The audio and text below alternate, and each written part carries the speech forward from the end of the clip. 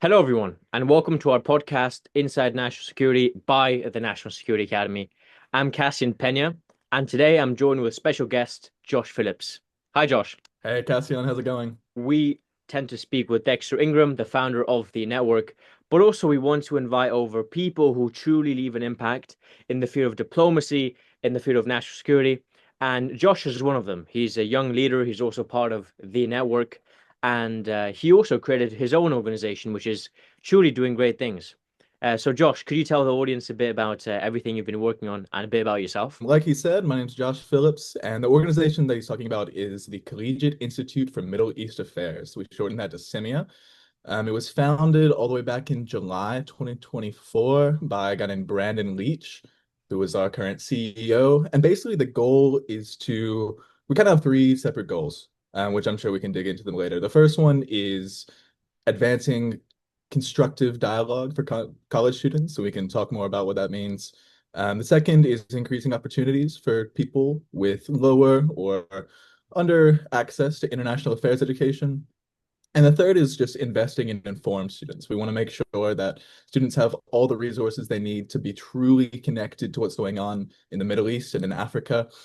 We understand that college campuses and media is polarizing right now. We want to connect students directly to the source of subject matter expertise, whether that's lived experiences in the region or those with experience in diplomacy from a variety of circles.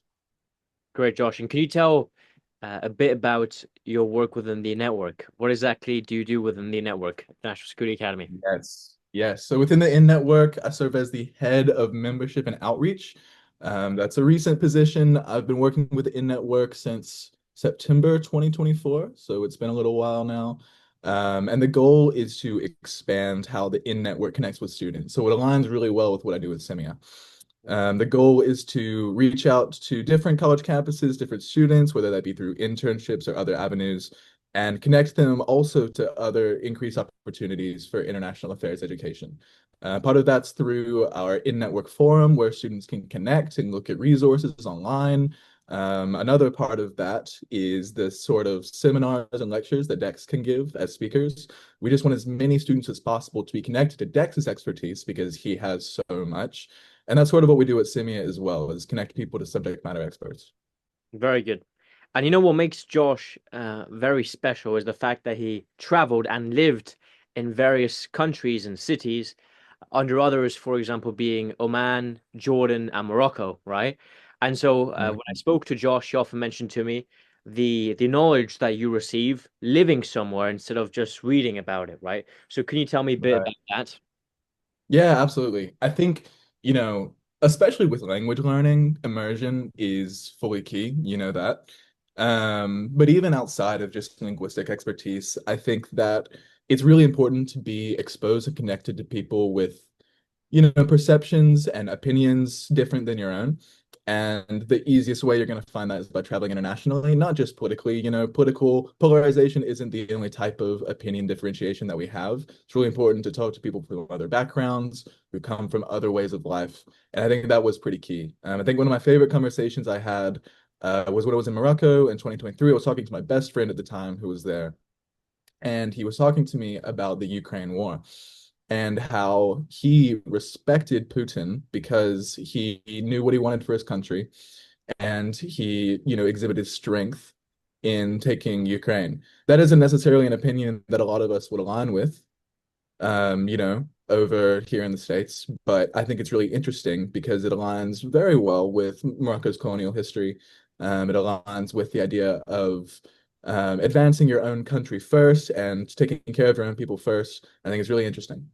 Right. Definitely. And me and Dexter sometimes speak about the fact that it's very easy to be in a certain bubble, right? And to only receive the information that kind of you want to receive. And so I think that's a great thing that you did. And if we now mention one of the core, I guess, pillars of the network, but of course, CIMEA, which you're part of as well, which is constructive dialogue, right? I Mm. guess we do the same in our weekly meetings at the network when we, for example, have our events with many different people, right? Some very high level diplomats, some might just be college students. So, how do you see that, and how does the dialogue work, especially the constructive dialogue within the CIMEA? Yeah, great question. So for us, how we define, conflict is really when any two opinions that are different from each other come into contact, which happens all the time, really anytime you meet someone new. And so our belief is that that sort of dialogue, that conflict, doesn't have to be destructive. That when you have two opinions coming into contact with each other, it doesn't have to be a negative discourse, which, especially since the events of October 7th, we've seen on college campus in the US a lot of a lot of negative dialogue, a lot of negative conflict, destructive conflict. And so when we mean constructive conflict, we just mean people going into conversation with different opinions, but with the goal of empathy and mediation and understanding. And so, when we connect students to subject matter experts, when we, create a space for students to talk to each other, what we're really doing there is investing in the dialogues and investing in the opportunity for the students to engage constructively. And now if we look at the Middle East, right, and Africa, generally speaking, uh, how do you see the region at the moment? I mean, we know a lot of things are going on, right? From canals to actually on Earth aspects going on, from wars which are happening, I guess, more and more frequently, and conflicts, etc., etc. Some people have an opinion on this, but you live close to all these areas. So how do you see it, and how does that link to CIMEA? Yeah, it's a great question. I think right now all eyes are on Israel and Iran, That's kind of the major geopolitical conflicts going on right now. For me, as I see that, I think we saw two pretty big updates recently with, um, the Iranian Supreme Leader making his first public appearance in about a week. I think, a lot of Iranians were worried, about that. So I think that the Iranian Supreme Leader coming and making statements, committing to conflict against Israel and the United States are really interesting. We've seen that commitment. At the same time, Netanyahu, for the first time since October 7th, really is polling good. A lot of, Israelis see his actions in Iran as, he really was able to take back that mantle of Israel's protector that he lost after October 7th, which was seen as a failure by the Israeli media, failure of protection for Israel from Hamas. And so for me, I think right now, especially as Netanyahu ramps up for a new election, probably at the end of the summer, after the 3-month recession that the Israeli government takes, I think we're going to see probably um, renewed rhetoric against Iran, pretty heavily, and we could see some strikes there. But right now, I think Netanyahu's in a pretty good spot. For me, what it does give me hope for is reduced conflict in Gaza. Because of that failure on October 7th, perceived by Israelis, Netanyahu, there's been pressure on Netanyahu to keep a firm hand on Gaza, to, again, protect the Israeli state. Now, since he has the platform to run on an anti-Iran, military campaign, I think we could see some more flexibility in Gaza and maybe a, decrease in hostilities, which would be my hope. Interesting. So, Josh, looking at that, I think many things are evolving, etc. Where do you think national security feeds in? Because in the end, we are as well, as you know, with the network, we focus mainly on national security. Of course, diplomacy is part of that equation, and tech, etc. And no, CIMEA might not be too highly focused on national security itself. But how do you say we can link all these things together? Yeah, no, national security is definitely an aspect of what we do, and I think it's a consideration for anyone because everyone has a homeland, right? Everyone has someone that they call their home, and that's really important when we're talking about different identities. Because, you could have two different people with different ideas of what national security looks like for themselves. And so for, people living in the United States, I think it's really interesting to look at what does the US do? The US is a pretty big actor in what we've just talked about. It's really important to stay updated on the different avenues the US has to engage with these international issues, and what tools and strategies the US uses to not only protect US citizens, but to protect interests abroad. And so I think it really all ties back to increased informedness, increased education, and making sure people are, connected to people who know what's going on. And if we know what's going on and we have that information, right, intelligence is kind of one of the key things in national security. So making sure the intelligence is good, and then we'll have good people. And Josh, if we look at education, because I think education is on the forefront of both the network and CIMEA, and I guess I mean, we went through the educative process, right? Or and always is educating oneself daily, right? At least that should be the hope. And if we look at that, what would you say are maybe the changes which are going on within the newer generations, right? I mean, we deal with many young people, we deal with people from different generations as well. How would you say they're more receptive? What topics you'd like to speak about? How has that changed? Yeah, this is a good question. I think that especially the collegiate campus discourse surrounding the Middle East and North Africa changed dramatically, probably, for good after October 7th. I think you saw a lot more students engaging in conversations about that. I think for the future, we want to connect, energy and the desire to discuss those issues with that education and informedness to ensure that polarization doesn't occur. I think, you mentioned something earlier, which was people living in bubbles. I think that's a really good statement. And I think you see, even within the United States, bubbles of communities, people with, different beliefs, people who might live all together and believe the same thing. And so, as we move forward, I think, you mentioned our online programs utilizing the tech ability, utilizing the ability to reach beyond DC geographically with online resources. It's really hard for someone in Nevada to get an internship in DC, but you can attend an online lecture.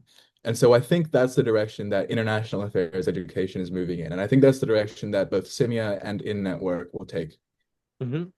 And could you tell us a bit about the in-network like certificate program and the educative resources we have with, for example, our, I guess, parent cooperative or a company which is globally, right, which we partner up with. How do you think that has evolved in helping us with educating young people? Yeah, Globally has been super helpful in helping us build up that platform, that online platform that we call the Youth Forum, the In-Network Youth Forum. Essentially, what we do there is not only we post podcasts like these, but we also post recordings of different lectures that Dex has taught, different seminars. And in the future, we're building up different educational resources. We also hope to eventually make that an accredited university program through partnership with a university. We're still trying to figure out which one that is. We do have some options. But once that comes through, students will be able to essentially get a mini degree through our website, Right. which is going to be really, really cool and really useful. And we hope to make it really affordable. Right. One thing which I think we spoke about a couple of times as well, and which you actually just mentioned 1 or 2 minutes ago, is the fact of that many students or many young people that might live, let's say, in the middle of the United States, might not live in the West or East Coast where these roles might be more prominent, right? They might not have access to all these materials in such a easy manner because many of the Mm. companies or the public sector companies in these regards aren't headquartered there, right? And so if we look at CIMEA and if we look at the network with the certificate program, what's our mission with that? How can we get to these people? I think we have two missions in terms of connecting to people far away from DC, we'll say. Number one is going to be just pretty much exactly what we talked about. We want to make sure that every student across the US has an equal chance to access international affairs education. Obviously, there's going to be differences. Not every university has the same international affairs infrastructure or language programs, but every student has internet access. Mhm. And so that's something that we can do. The issue with that is that we don't have connections to every student in the US. And so I think building out geographically and searching for universities who, don't necessarily have those programs in place already, that's going to be our first step. Step number two, though, is breaking down those bubbles that we were talking about of people living differently, thinking differently without talking to one another. We want to connect as many students together as possible. We want as many different types of opinions adding to the discourse as possible. Because when you have that diversity of thought and opinion, that's when you're able to achieve something great. And so I think with CIMEA and the In Network, with the events that we put on, with the national seminars, with the different abilities for discourse and concourse that we have. That's going to be the goal. And I really would look to see for some type of, student gathering, some sort of national student gathering within CIMEA or the In Network. I think that would be super cool. Bring students together in person to meet. I think that would be awesome. So we've been noticing that many people as well, due to maybe a positive side of all these conflicts, if one can even say there is one, is the fact that many people, like you mentioned, are invested into what's happening, right? And I think many young people as well are trying to have a voice in all these issues and first get educated, right? Because if you actually want to have a proper voice and bring something to the world, you have to first have that base education, right? Which is very important, which I think CIMEA and the network both provide. Now, Josh, I wanted to ask you one thing in regards to language learning, right, and acquisition. Mm. We both, I think, are very keen on learning and acquiring new languages, right, and exploring new cultures. Me and Dexter speak about like cultural adaptation and cultural, I guess, and intelligence, being able to adapt to different norms and different cultures. So the advice I tend to give is immersion, like I think which we both share and mainly have a strong reason of a why, right? Why do you want to learn a certain language? And then usually that is more than motivation that helps you get discipline when it comes to your language learning journey. So what advice would you give? It's good advice. I would say, in addition to once you have your goal, which is super important, once you have your why, make that why a part of you and make the language a part of your daily journey. And so if you're studying a new language, what I do is I keep a journal in Arabic every day. That helps a lot. That's part of immersion. I would also say talk to native speakers of the language by going there.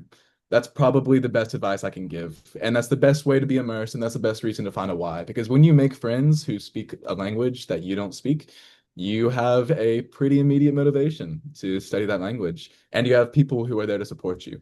So that's a pretty easy why. I think bringing people together is a great why. That's what we do with these orgs. That's what language learning is all about, what cultural engagement is.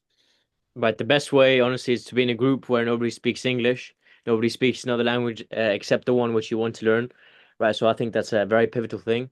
And I know together with the network, we want to as well promote like these more international things, such as acquiring new languages. Because sometimes, for some odd reason, right, in the United States, and many people would like to learn new languages, but oftentimes constrained or might not even think of it. But there's so many beautiful languages, right? Dexter mentioned to us a couple months ago the fact that he learned Pashto, right? When he went to Afghanistan, Him and Pesto? I didn't know that. That's yeah, incredible. oh yeah, he did through like a Department of State program where basically for the course of around a year, his main purpose was there to learn the language before he got sent to Afghanistan. So these opportunities exist, and probably with Simia too, right? We try to promote different opportunities. Let's say in the U.S. Embassy in Singapore, the U.S. Embassy in Finland, right, where one can learn new languages or be together with different cultures. And yeah, in the end, I think you can always learn something, right? Yeah, absolutely. I think, like we said, it's all about connection. It's all about understanding, and it's all about, being able to know where you are in the world. And once you know that and you understand the world, which is, you have to talk other languages to do that, then you know how to protect people. And I think that's the core of national security. Very good. So, Josh, one last main thing, of course, you can add anything which you want to mention.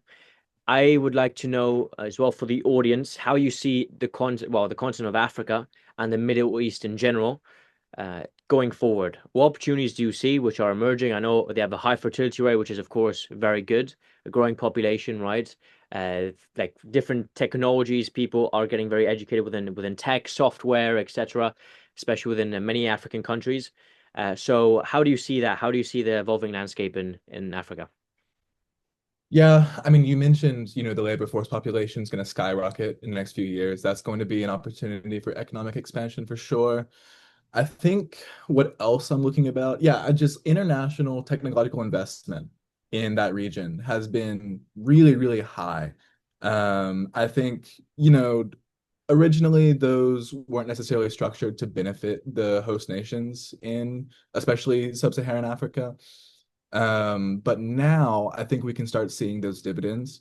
I think you can see in Sierra Leone right now, there's a huge technological expansion, which I don't think anyone would have expected 2 decades ago. Right. I think when you look at LLM development in the UAE and Saudi, I think that's something I'm looking at right now, large language model for AI. We mentioned linguistic differences. It's really hard to make AI do Arabic. There's just not much Arabic text on the internet to train models with. And so I think seeing the development of that and maybe seeing a resurgence, or maybe not resurgence, but an increase in Arabic content on the internet will be really interesting. Um, and I think finally, when we talk about, geopolitical tensions, we talk about wars, um, I think I'm going to be curious how, if the Gulf collectively responds, if the GCC, decides to militarily commit to one side or the other, or it would really be to commit to one side or to declare neutrality. I think that would have really big impacts. I think we're not close to that point yet. I think we'll wait till July, after the Israeli elections. But I think those are the three things that I'm looking at right now. Amazing. Well, thank you very much, Josh. I think it was a very productive conversation. I think people can take away a lot from it. Definitely the region of Asia and Africa are both at the moment, I guess, in the forefront of many different things. Africa being more emerging, right? And Asia, I mean, with China, with even countries like Malaysia, Singapore, etc., are truly becoming hubs and are truly innovating year after year. And so there's a lot to see, a lot to grow. And the Middle East is definitely a region which is in the forefront nowadays. So great work, and I'm looking forward to speaking with you sometime soon.